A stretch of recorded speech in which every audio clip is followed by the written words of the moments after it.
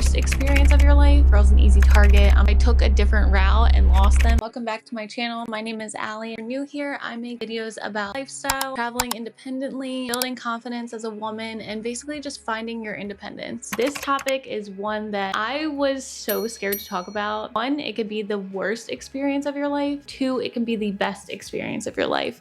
So today we're talking about traveling solo as a woman. I'm gonna give you some tips on how to stay safe and build confidence while you're doing it. I started solo traveling around 25. I went to Italy by myself. The best experience of my life. It was so scary. Ended up needing to hitchhike. I couldn't fully speak the language, so I was kind of talking to strangers, kind of fuddling my way through. Had a protocol that I used to make sure that I felt safe. I even solo travel. Well, the main reason is because you don't want to wait for someone else. Like, it takes so long to put together a group to go to Italy. I was like, I'm gonna be waiting my entire life for this. I am a nurse, so I had the flexibility, the PTO, the time off to take a trip by myself. Suck it. I'm not waiting for my whole family or all my friends to figure their lives out, because you'll never get there. It's also kind of cool to do things on your own, so it built up a lot of confidence for me to actually travel the country. I ended up taking a road trip just last year all across the country, and I probably wouldn't have done this if I didn't take smaller solo trips to build up to this. Even though I went on a road trip with a partner who ended up sucking, I wish I went by myself.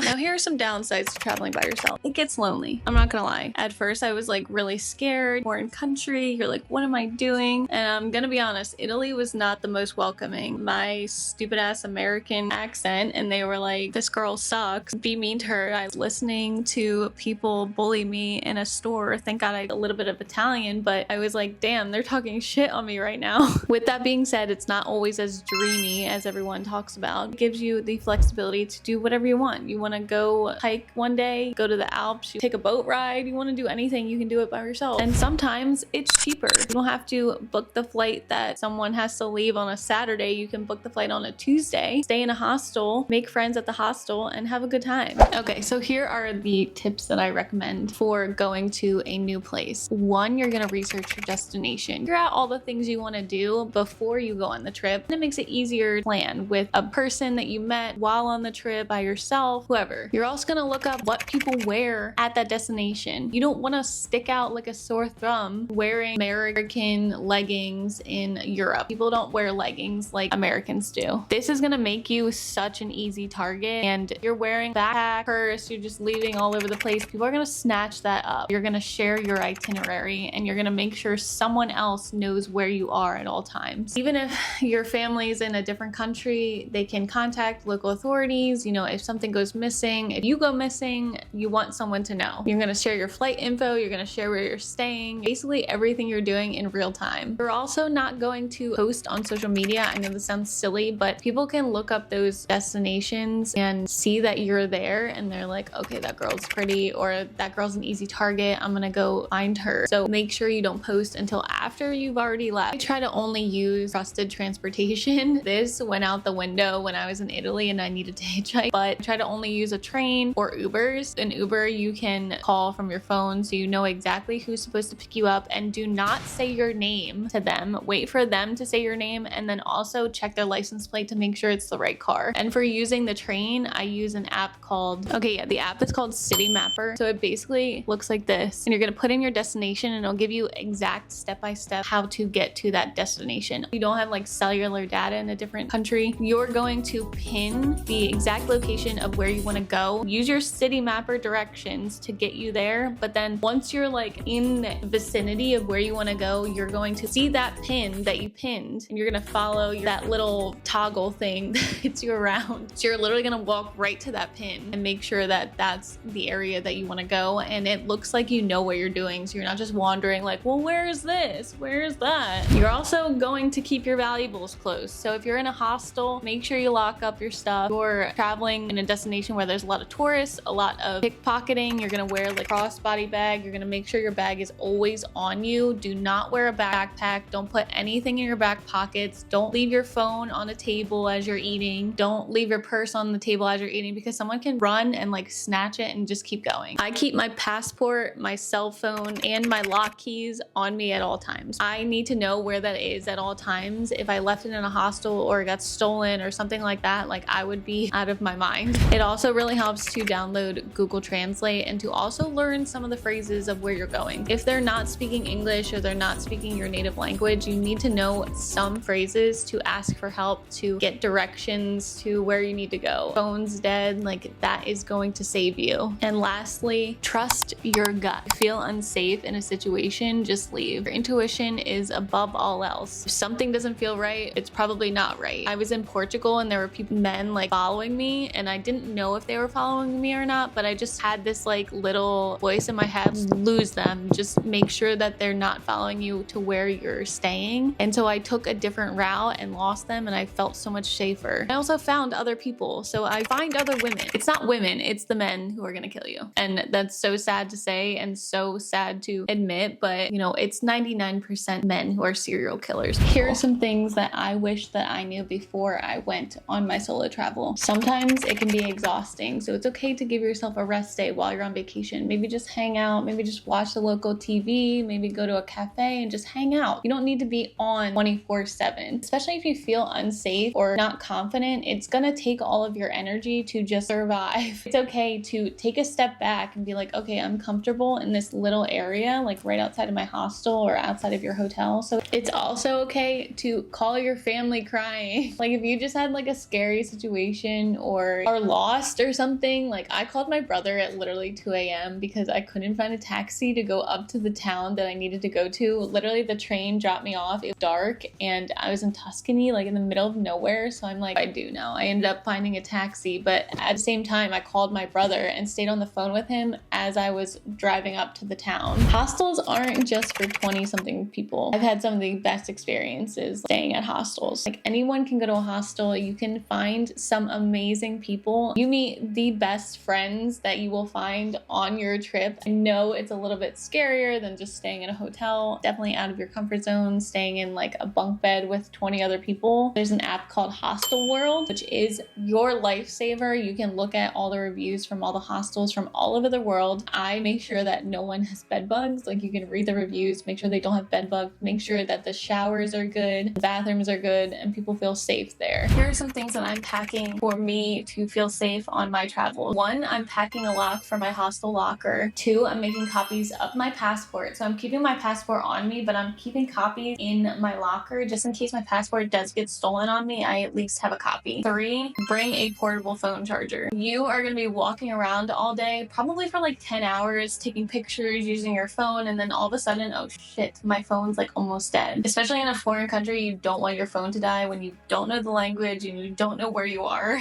I actually don't bring a weapon while I am on my travels. I probably should, but lying, like you're not allowed to bring knives, you're not allowed to bring anything like that. So I also stash cash like somewhere. I don't bring all my cash on me. I make sure that I have 2 sets of cash, one that I keep on me and the other one wherever I'm staying, underneath a mattress or something. Because if it's stolen on me, then I'm like, what do? I don't have a backup credit card. You need to have some sort of money to get back to your home. If you're looking to travel solo, definitely do it. Here are my final thoughts. Start small. It's so hard to go to a foreign country right when you're starting off. You could be so scared that you like don't even want to leave your hotel room. So start small. I live in New Jersey and I would take like a solo trip to Philadelphia or a solo trip to New York. And just exploring like your own backyard. Drive 2 hours away. Just go around your own town and start doing stuff on your own. I would love eventually to organize a group trip for any women that want to go. If you're interested, leave a comment below or sign up for my email. Next video is about my morning routine and how I try and prevent my anxiety. If you like this video, comment down below on where you're going next for your solo travels. I would love to give you guys a pep talk on any questions you have, like how do I get there? What do I do? Please just drop them below and I would be so happy to answer them. Thank you to my chaos cuties. I hope you like this video and I will see you next time.